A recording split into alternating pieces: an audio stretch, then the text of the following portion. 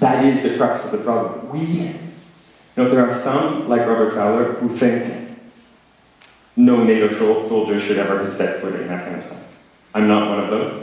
I'll finish by saying why.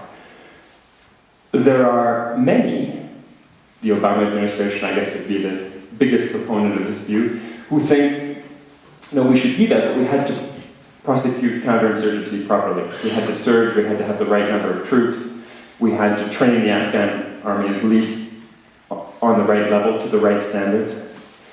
And in my view, that was necessary too. But that won't be the end of the conflict, in my view. The right view belongs to a third camp of us, which I think is growing, which argues that peace and stability in Afghanistan depend on the policy of Pakistan.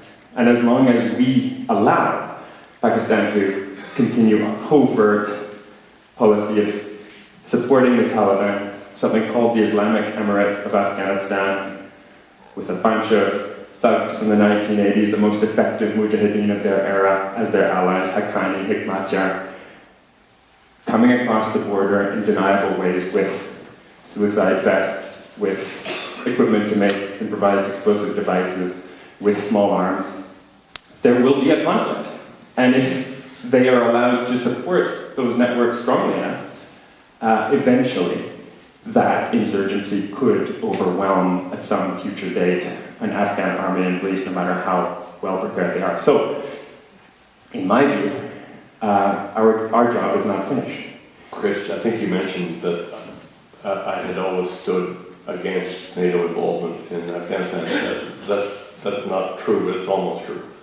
I very much was in favor of whacking Al-Qaeda in Afghanistan in the immediate post-9/11 moment. I thought NATO, and very much Canada, should join our American friends in making very damn clear after the 9/11 horror that when 2 or 3 people who would do us such harm were gathered together, we should whack them.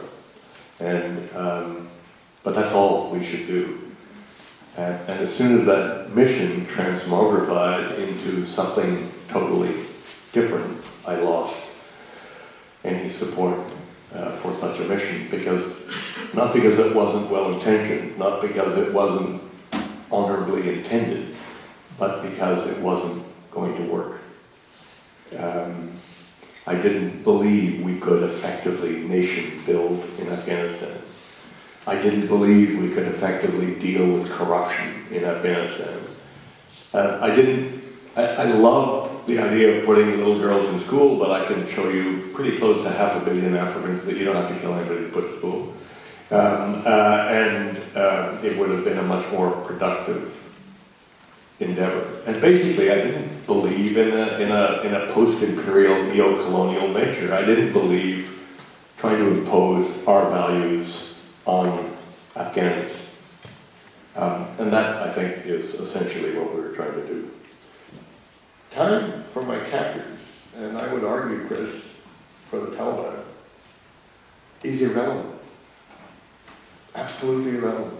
My captors didn't care whether it took 20 years or 200 years or 2,000 years or 20,000 years to achieve their victory.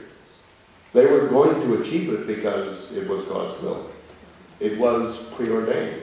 Victory was certain in their view. They didn't expect to be around. They expected to be dead. They hoped to be dead. They wanted to be beside those rivers of milk and honey. One guy stripped his AK off his shoulder, thrust it in my face, and said, "Kill me now, I'm ready for paradise."